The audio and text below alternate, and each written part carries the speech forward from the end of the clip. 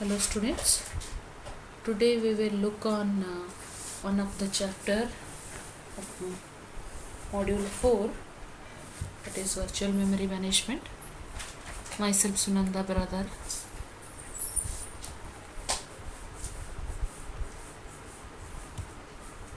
These are the chapter contents. We are going to see some basics of virtual memory, background details, demand paging, copy on write, page placement, wherein you are learning certain algorithms also, how to locate the frames, crashing memory mapped files, allocating kernel memory and other considerations, whereas operating system examples is coming under 8th chapter, wherein you are learning about case study.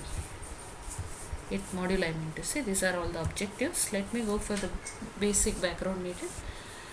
As you know, well known that a program to be executed has to be placed in main memory in order to execute it, but we don't require the entire program to be placed in main memory all the time, right?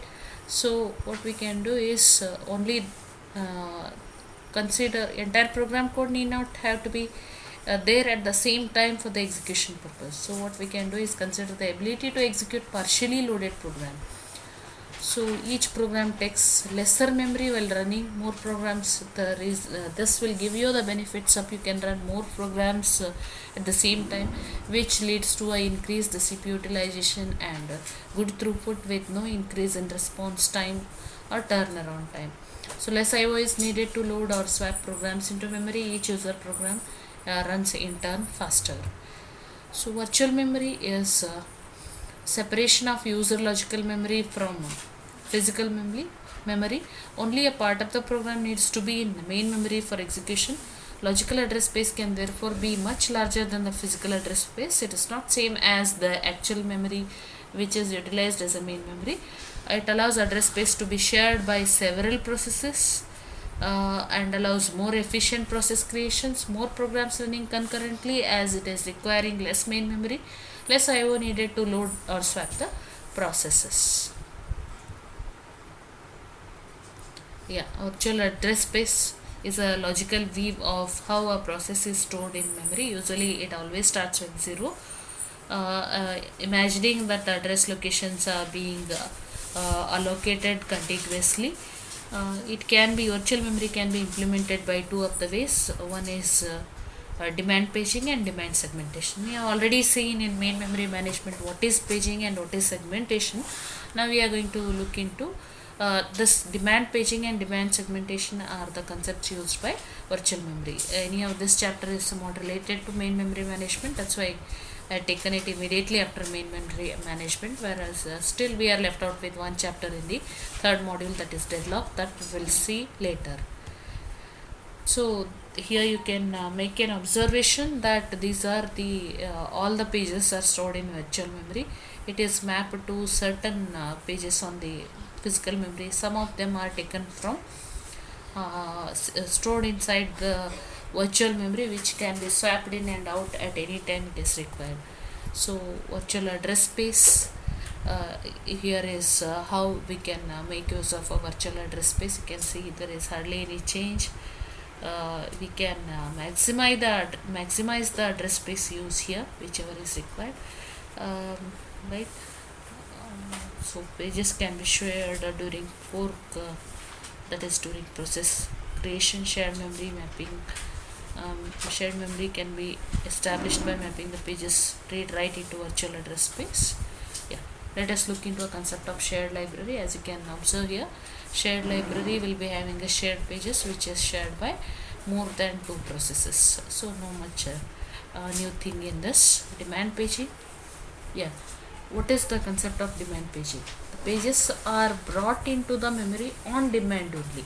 That is, we are not placing entire content of the program into the main memory. Only when it is demanded it is brought into. So here you can see it could bring entire process into memory at load time or bring a page into memory only when it is needed.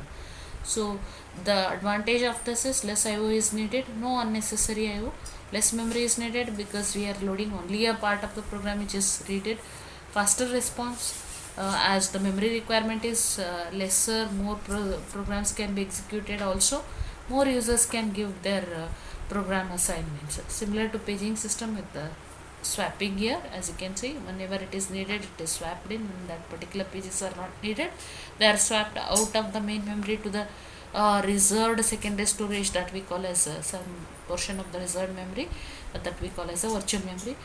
And then whenever the page is needed, a reference to it is happening. Invalid reference leads to abortion. Not when it is that page is not available in memory, then we are bringing it into the memory that we call as a swapping. So there is one term that we are going to look into is lazy swapper. That is, it is not going to swap a page into main memory until it is needed, right? If some space is available in main memory, then it is not keeping it ready to execute. It's waiting till it is required. So that's why it is called as lazy swapper. So swapper is the one which deals with the pages as a pager, that is, it brings into the main memory. That's it. So basic concepts with swapping, pager guesses which pages will be used before swapping out again.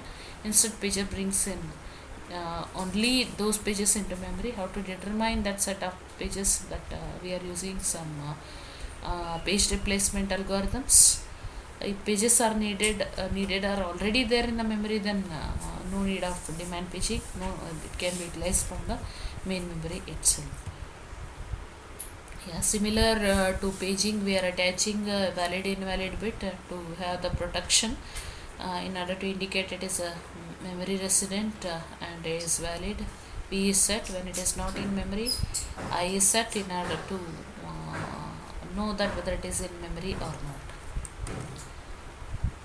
Yeah, here is one example where some of the pages are not in memory, right? You can see here that page 1 is not in memory, page 3, 4 are not in memory. Only that are in memory are 4, 6 and 9. So 4, 6, 9 are there in the memory. Rest all are, that is 4, 6, 9 means E, G is in memory. The rest all you can see that those all are available into the your virtual memory reserved space. They are brought in to the main memory only when they are needed. Yeah, we'll study one more term here, page fault. There is a reference to a page, that is, if there is a demand to a particular page, first reference to that page will trap to the OS. That we'll call it as a page fault. It is first time if you are requesting for a page, then obviously it is not available in main memory, so then we call it as a page fault. Also at the later stages of execution, if we are requesting to a page and if it is not available on main memory, then we call it as a page fault. Operating system looks at another table to decide, that is, it also checks whether it is an invalid reference. Its reference is coming from valid process or not, then it leads to abortion. Otherwise that just indicates it is not in memory. Then next what it does is find a free frame, swap the page into that free frame by using a scheduled disk operation. Reset the tables, because when new page is brought into the main memory, then accordingly it has to be updated in the page table also. Then restart the execution of the instruction which has caused the page fault. Yeah, this is how page fault is handled. One of the important tasks, you can just start with this instruction. One instruction says load M. So this is requiring certain page, it is referring to a page, so it is going for the page fault. I is the bit invalid bit is indicated with the I, saying that it is not in main memory, so it is trapping an error to the OS, right? Then what OS does is it is going for a backing store which is acting as a reserved memory, right? From there that particular page is brought into the main memory. Can observe it is the missing page which has been requested, that is brought into the main memory, and this has to be updated in the page table. So we need to reset the page table. So this invalid bit has to be set as valid now, right? Then we have to restart the instruction at the 6th stage. So these are the various steps how a page fault is handled. So aspects of demand paging, we have pure demand paging, and only that is only when needed it is coming, otherwise no. So in the next class we'll see the next part of virtual memory management. Thank you.